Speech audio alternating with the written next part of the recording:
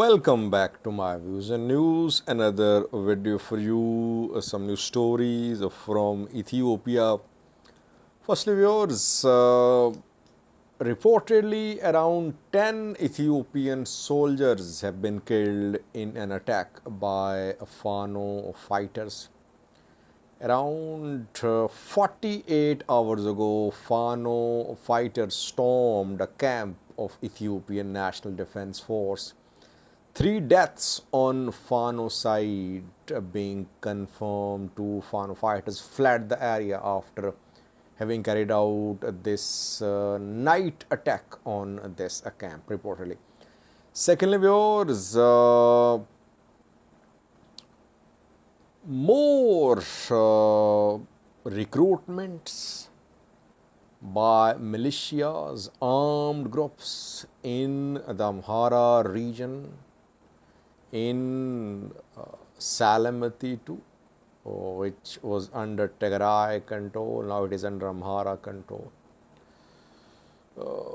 Last year, there was complete ban on new trainings by recruitment by Fano fighters. But now, when entire Amhara region is turning into a battlefield, it seems Fano is continuing its recruitment process.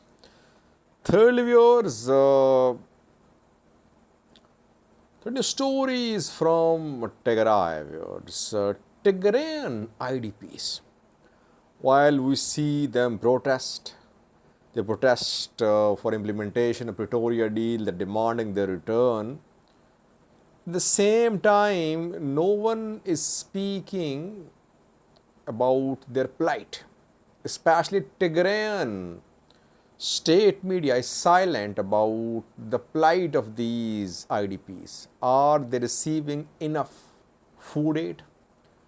Yesterday, some pictures emerged from Endabagana showing long queues of IDPs waiting to get something to eat. Who is responsible? Is Tigray interim government responsible or not? And lastly, a picture for you showing some Amhara notables. People don't like the word Amhara hardliners when I use for some people. You can call them Amhara hardliners or notables. They visited their colleagues in a prison. In 2021, we saw similar pictures when Oromo and Tigray leaders were in prisons, and people used to visit them.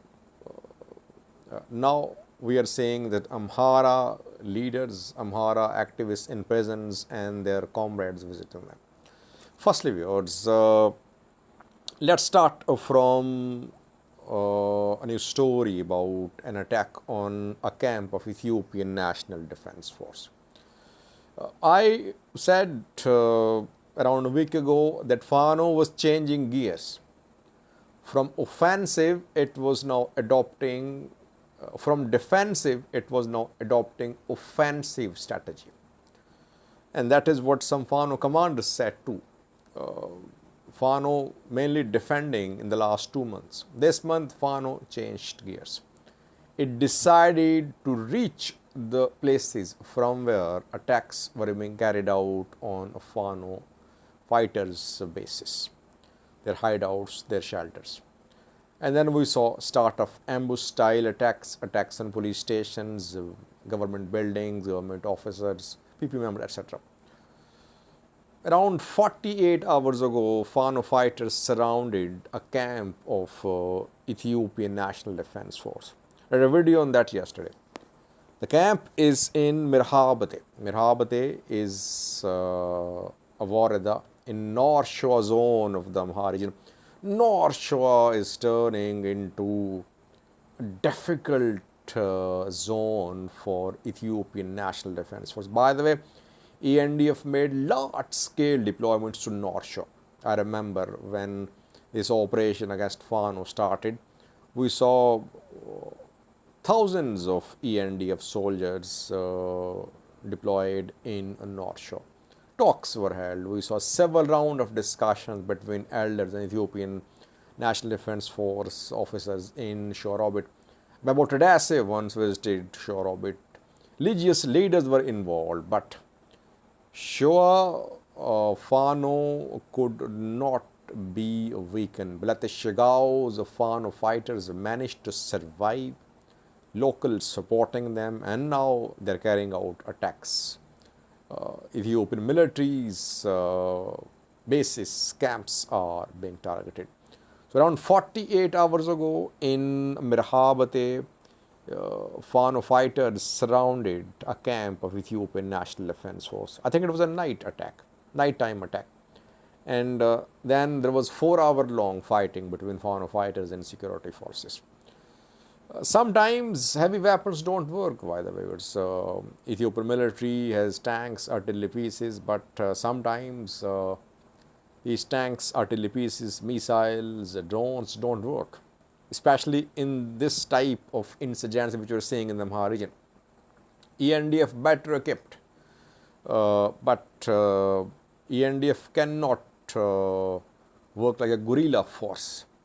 So that is why Fano fighters surrounded the camp, and then exchange of gunfire started. According to some people close to Ethiopian military,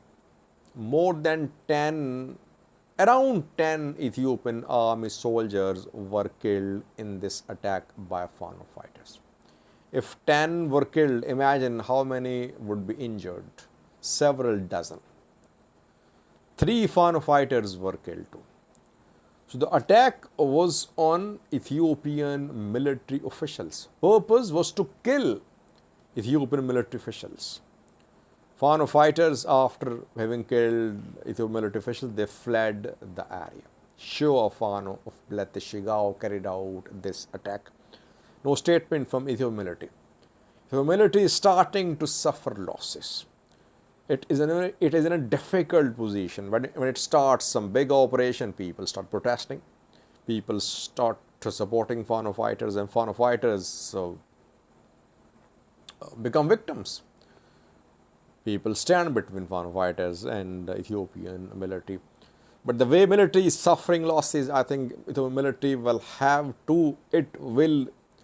revisit its strategy, how to counter Fano. I'll do a separate video in coming days about ENDF's plan, their current plan and their future plans about how to counter Fano factions. 10 ENDF deaths confirmed in North Shore zone, Mirhabate. North Shore destabilized, Mirhabate under ENDF. Neighboring Midavuramo under curfew, Shore Orbit under a curfew, under a temporary Ethiopian National Defense Force command. Could we see military rule? Announcement of some military rule in entire or some parts of the Amhara region? If situation deteriorates further, I think military or Ethiopian government might start considering announcement of military rule in some parts of the Amhara region. Obviously, it's difficult to put entire Amhara region under military rule. But we could see, and it's starting, there is military rule in Midavuramo, in Shore Orbit, where areas under ENDF's temporary command post. So we could see some decision made by ENDF in coming days. I'll do a separate video on that. Secondly, viewers, new recruitment by Fano factions. No one stopping them. No one is in a position to stop them. Last year, whenever they started recruitments or trainings, their recruiters were arrested, and some are still in prisons. This year, things change. Now, Fano fighters getting lots of recruits. No one is going to stop them. No one can stop them because police, militia are not in a position to stop them. Ethiopian National Defense Force obviously cannot reach entire Amhara region. In Diga Demote, some new Fano fighters have graduated. they have completed their training.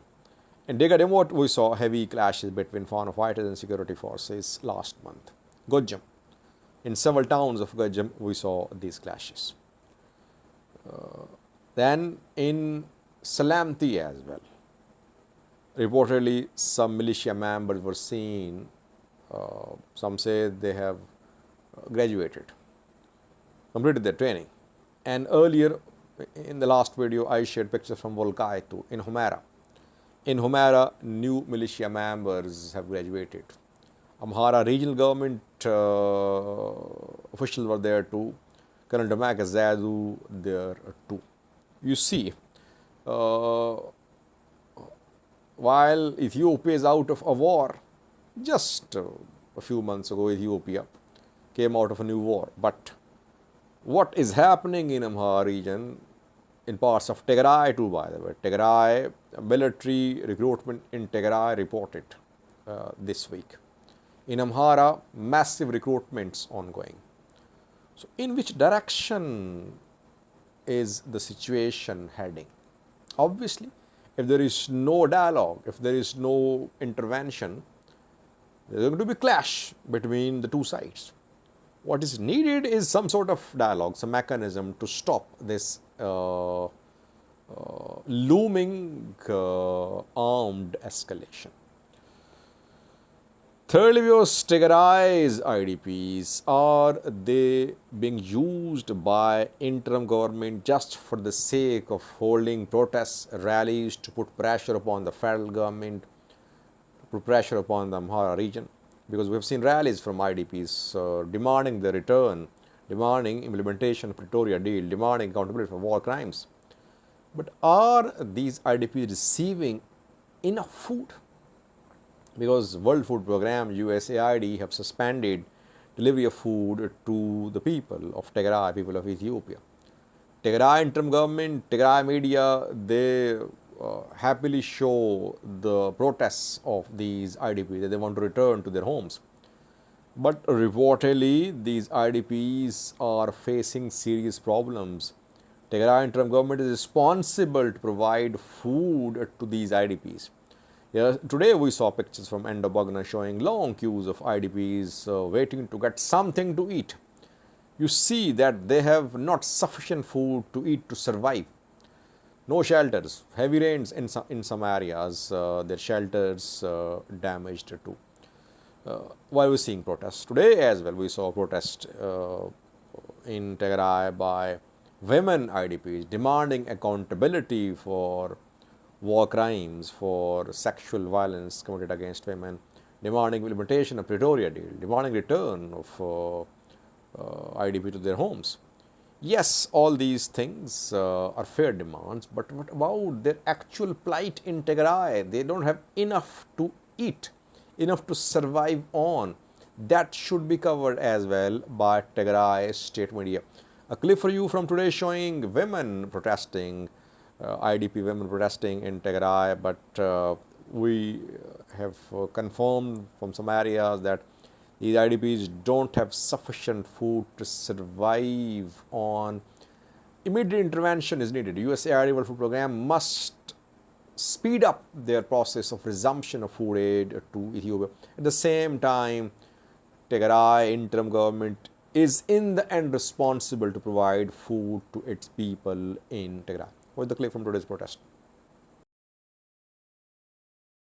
Women in IDPs sheltering in Ndaba Tsahma district central Tigray staged demonstration that demanded for an end to their misery, keeping the territorial integrity of Tigray, justice to the victims of sexual violence, and a return of the IDPs to their homeland. The women call for the practical implementation of.